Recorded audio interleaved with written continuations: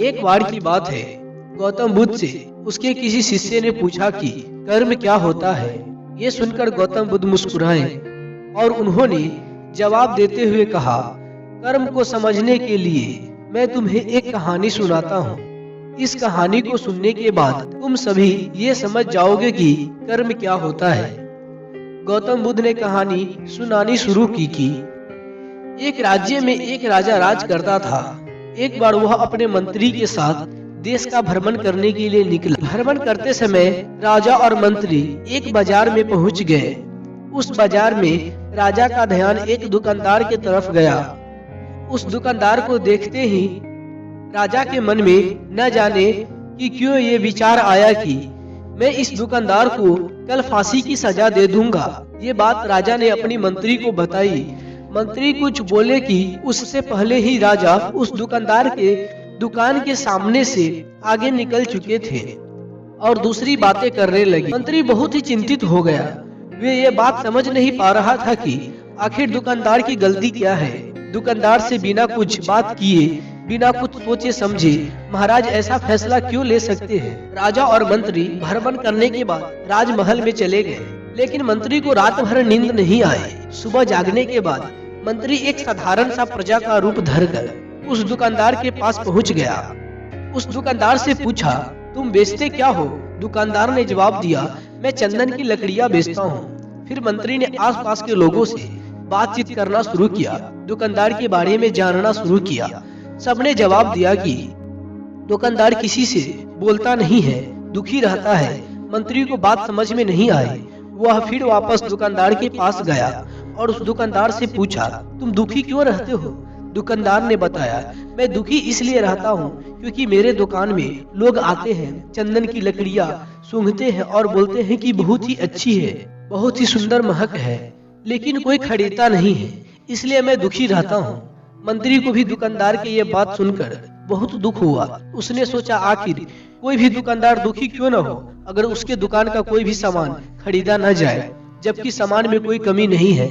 मंत्री सोचने लगा कि ये दुकानदार अपने दुखों के वजह से इतना दुखी रहता है, परंतु राजा इस दुकानदार को फांसी की सजा क्यों देना चाहता है। अर्थात राजा के मन में ये आए विचार का उत्तर अभी तक मंत्री को नहीं मिल रहा था। मंत्री ने फिर दुकानदार से पूछा, भाई अब तुम क्या करोगे अगर तुम्हारे दुकान का सारे चंदन की लकड़ियाँ ऐसी की ऐसी ही रखी रह जाएगी?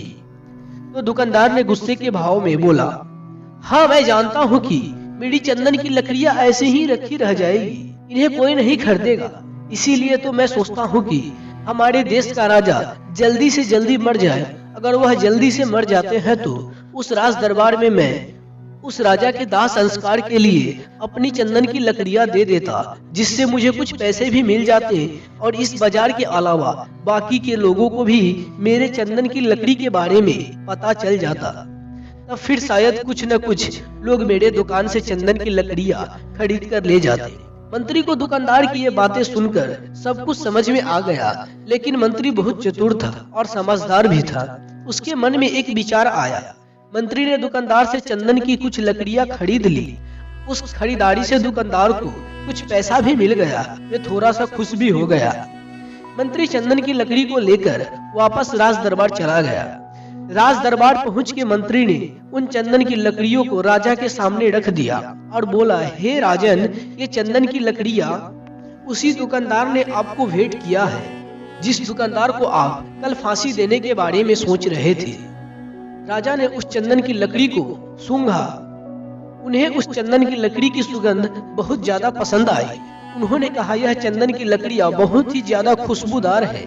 दुकानदार के इस अनोखे से भेंट से राजा बहुत खुश हो गए और मंत्री को कुछ स्वर्ण मुद्रे देकर बोले, जाओ उस दुकानदार को ये स्वर्ण मुद्रे इनाम में देना और बोलना कि आज के बाद महल में जब भी किसी चंदन की लकड़ी की जरूरत पड़ेगी तब तुम्हारे दुकान से ही यहाँ चंदन की लकड़ी आएगी।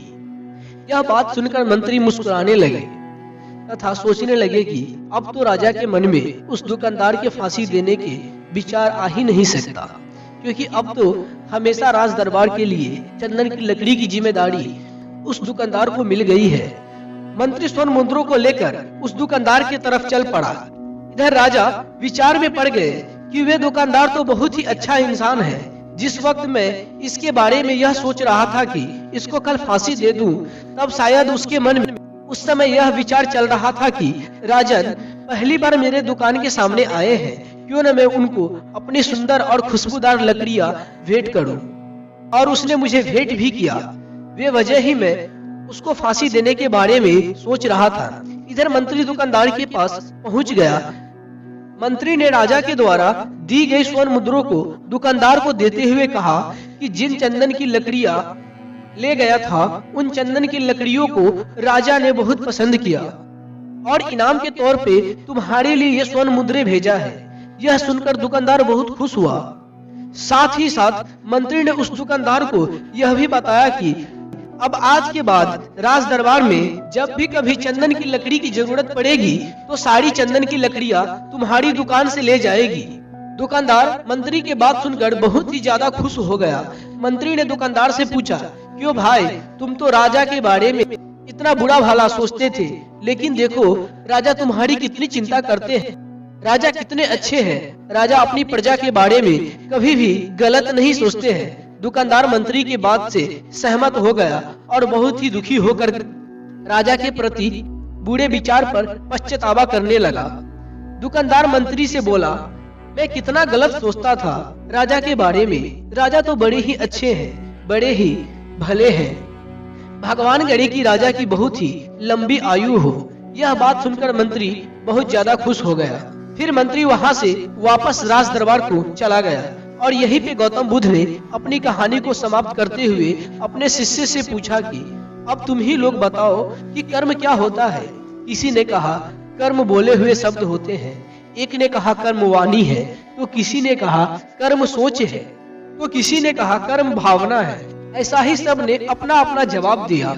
सारे शिष्य के बात सुनने के बाद महात्मा गौतम बुद्ध ने कहा कि इंसान की विचार ही उसके कर्म है। हमारे विचार जैसे रहेंगे हम वैसे ही कर्म करेंगे और उन्हीं विचारों के द्वारा ही किए गए कर्म हमारे सुख और दुख के लिए उत्तरदायक होते हैं। अर्थात अगर हमारे विचार ही गलत है तो हमारे द्वारा किए गए कर्म भी गलत ही होंगे, उनका परिणाम भी गलत ही निकलेगा, जिसके परिणाम स्वरूप हम दुखी रहेंगे। अगर हमारे विचार सही रहेंगे तो हम सही कर्म करेंगे, सही कर्म करेंगे तो फिर सही फल मिलेंगे, जिससे हमारे जीवन में सुख आता है। इस दुनिया में, इस ब्रह्मांड में जो कुछ भी काम हो रहा है वे सब एक कर्म है। असल में देखा जाए तो कर्म क्रिया प्रतिक्रिया साधना से ही सिद्धांत को फॉलो करता है। हम जो भी कार्य करते हैं वे एक कर्म है और फिर क्रिया और प्रतिक्रिया की सिद्धांत के अनुसार हर कर्म का एक परिणाम होता है। जैसे कांच के गिलास को फेंकना एक कर्म हो गया और उसका टूट जाना उसका परिणाम, अधिक बारिश होना एक कर्म हो गया और बाढ़ आ जाना उसका परिणाम। असल में परिणाम हमारे हित में होगा या ना हित में, ये पूरे तरीके से हमारे द्वारा किए गए काम पर निर्भर करता है। ज्यादातर लोग ये सोचते हैं कि ऊपर आसमान में कोई बैठा है जो निर्णय लेता है कि किसके जीवन में सुख देना है और किसके जीवन में दुख देना है, जबकि असल में हमारे कार्य पर हमारे कर्म और फिर उनके द्वारा मिलने वाले परिणाम ही हमारे सुख और दुख को निर्धारित करता है। इसलिए हमारी भारतीय परंपरा में कहा गया है कि आप अपने भाग्य का निर्माता स्वयं है। असल में कर्म का परिणाम ही भाग्य है और हमें कैसे कर्म करने हैं ये पूरे तरीके से हमारे हाथ में होता है। जब कोई अच्छा कर्म करते चला जाता है तो उसका भाग्य भी अच्छे होते चला जाता है।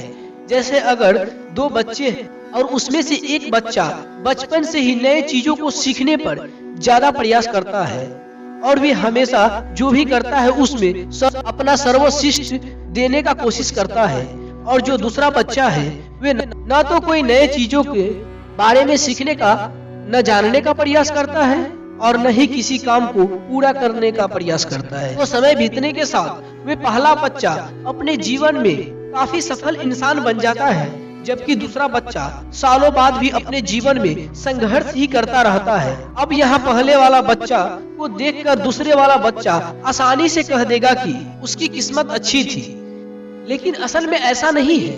असल में उसका कर्म अच्छे थे, जिसके परिणाम स्वरूप उसकी किस्मत भी अच्छी होती चली गई। तो अगर हम चाहे तो अपने कर्मों को बदलकर अपना भाग्य भी बदल सकते हैं। जैसे ही आप अपने कर्म बदलोगे, आपके भाग्य बदलना शुरू हो जाएगा।